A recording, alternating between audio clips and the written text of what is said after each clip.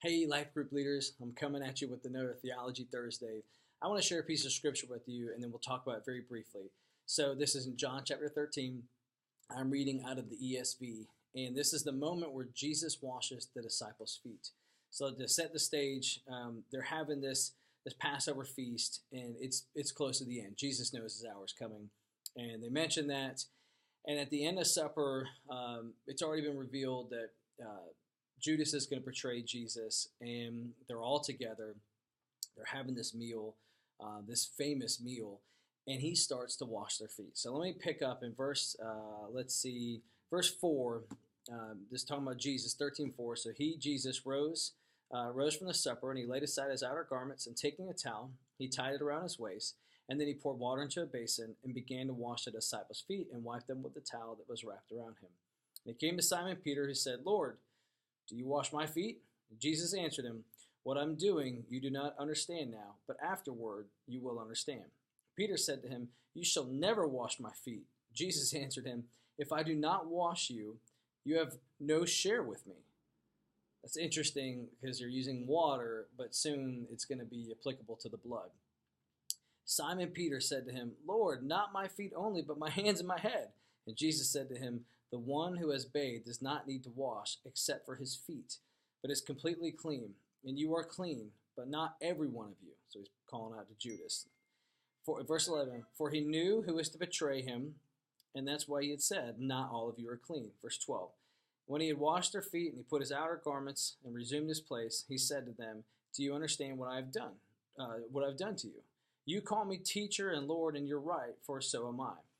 If then your Lord and teacher, if I then, your Lord and teacher, have washed your feet, you also ought to wash one another's feet." So let me pause there for a second. Point something out. He already knew that Judas was going to betray him, and yet he washed his feet anyways.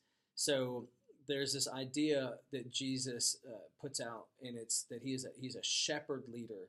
And one of the characteristics of a shepherd leader is that he would be in service to the flock. And so you'll hear the expression servant leadership or shepherd leadership. Some people use this interchangeably. I'd probably argue that servant leadership is a way that a shepherd leads. And one of the distinctions, if we get too heavy-handed with servant leadership, sometimes there almost starts to be there's almost a sense of like false humility where, I'm just so not worthy. And we almost like push back from the responsibility or from actually stepping up to lead, because you just feel like, well, I can't say that I want to lead or that God has put that in my heart to lead, because if I do, then that puts a spotlight on me and it's not about me. Well, it's not about you, but if you're going to be a leader, you are going to be in the spotlight. You are going to be seen. And so there is a point where you have to also assume the responsibility given to you. So notice what he said. He goes, "You call me teacher," and then that's right. Jesus was not shy about being referred to as rabbi or teacher. That was an appropriate response, because that's exactly what he was.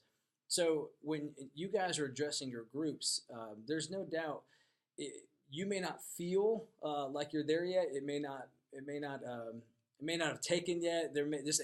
Especially if you're brand new to group life and this is your first group you've ever led, you may feel like a fish out of water. But make no mistake, you are the spiritual leader in the room now. There are people, especially if they're brand new to our church or they're brand new to the faith, you may not feel like you know a whole lot of things, but you have to understand the people that are following you right now, you are that spiritual guy, that spiritual girl at church that they're going to go to with questions. They're going to go to hoping that you can point them in a direction in their life, where to search for things in the Bible, how to get connected in service. So I want you to feel that weight on purpose and deal with that the best that you can. Have those conversations with God and realize that He has given you a position of leadership. So that doesn't mean you have to know all the answers. The calling here is that you have to serve. So he gets done with this, and as this awesome shepherd, this awesome servant leader that he is, he does it, and he washes, and he said, let me reiterate the last part I just read. He said, verse 14, "If I then, your Lord and teacher, have washed your feet, you also ought to wash one another's feet." So it's got a point. He's not just washing their feet because he enjoys washing feet. He's teaching them that to be first, you must be last. Like if you're gonna be given responsibility, You have to be the one that's serving the others. And then the point of that was not just to end there. He's teaching them to reciprocate the process, that this should have longer implications than just that night in that moment. Verse 15, for I've given you an example that you also should do just as I have done to you. Truly I say to you, a servant is not greater than his master, nor is a messenger greater than the one who has sent him. Verse 17, if you know these things, blessed are you if you do them. Verse 18, I am not speaking of all of you. I know whom I have chosen, but the scripture will be fulfilled. And he who ate my bread has lifted his heel against me, and I'm telling you this now, before it takes place, that when it does take place, that you may believe that I am he. And so he's making his case for he's Christ, he's fulfilling the scriptures, and he's aware that he is serving people that not only will reject him and his message, but will be the ones that usher in the charge that's brought against him and brings him to the cross. You're going to serve people that don't always agree with you. You're going to pour your life into people. Think about the context here. Jesus shared his life with these guys, his life's mission, the 3 years of ministry they did. He did that with someone that ultimately he knew was going to reject him and harm him. Now, hopefully there's no one that's that malevolent in your group. We'll pray that that's true. But you are going to serve with people that are going to disagree with you. They're going to do it maybe in a way that's disrespectful. You may have folks in your group at some point say negative, bad things about you. I hope none of that stuff happens, but I know that it will. We are not told that, well, there may be wolves in sheep's clothing someday. No, it says that there are going to be wolves in sheep's clothing, and you and I have to stay vigilant, and we still have to serve. And so there's days where you're going to have your feelings hurt. There's days that people are going to tick you off.